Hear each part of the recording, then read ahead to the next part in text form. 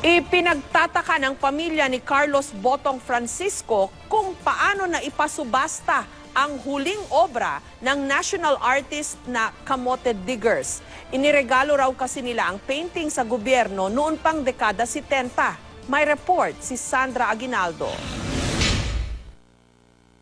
Ito ang pinakahuling painting ng national artist na si Carlos Botong Francisco, ang Kamote Diggers. Hindi niya ito natapos dahil sa biglaang pagpanaw noong 1969. Sa larawang ito naman, makikitang ibinibigay ito ng byuda ni Botong kay dating Pangulong Ferdinand Marcos at dating First Lady Imelda Marcos sa Malacanang noong dekada 70. Pero kamakailan, napunta ang painting sa Leon Gallery na isang pribadong auction house. Sa auction itong Sabado, nagsimula ang bidding para sa painting sa halagang 16 million pesos at umabot hanggang 21 million pesos. Sa kabuuan, 23.4 million pesos ang binayaran ng buyer ng painting.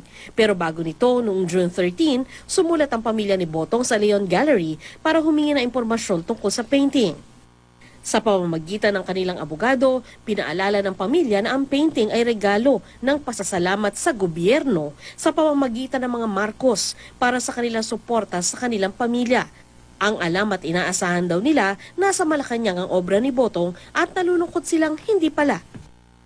Sumulat din ang pamilya kay Mrs. Marcos para din magtanong kung paano naalis ang painting sa Malacanang at kalaunan ay na-auction sa Leon Gallery. Sa panayam ng media, sinabi ni Senator-elect Amy Marcos na naaalala niya ang Kamote Diggers na ani ay nakasabit sa Malacanang noon. Naibigay talaga yon ni Mrs. Francisco sa aking mga magulang, nakasabit yon sa Malacanang. Last ko nakita nandun. Kung paano nawala yun, wala akong idea. Matapos lumabas ang mga balita tungkol sa pinagmulan ng painting, sinabi ng Leon Gallery sa isang statement na idodonate na lang ng nagbenta ng painting ang Kamote Diggers sa isang institusyon. Ito raw ay para maiwasan ang kontrobersya at hindi mapolitika ang isang great masterpiece. Pumayag naman daw ang nakabili. Parehong hindi pinangalanan ang dalawa.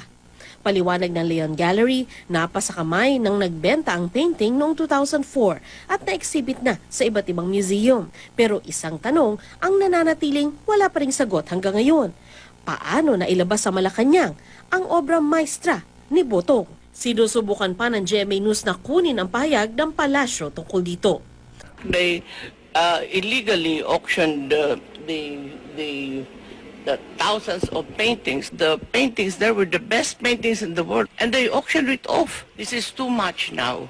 Sila raw ang ninanakawan ngayon ng pamahalaan. Giit ni Ginang Marcos, mayroon siyang ebidensyang magpapatunay na regalo sa kanya ang mga ito. They have vandalized this, stole this, shamelessly. Justice and truth sometimes grinds exceedingly slow, but it will grind exceedingly well. And I am a believer and I know it will happen. We asked them doon sa Botong painting na Kamote Diggers.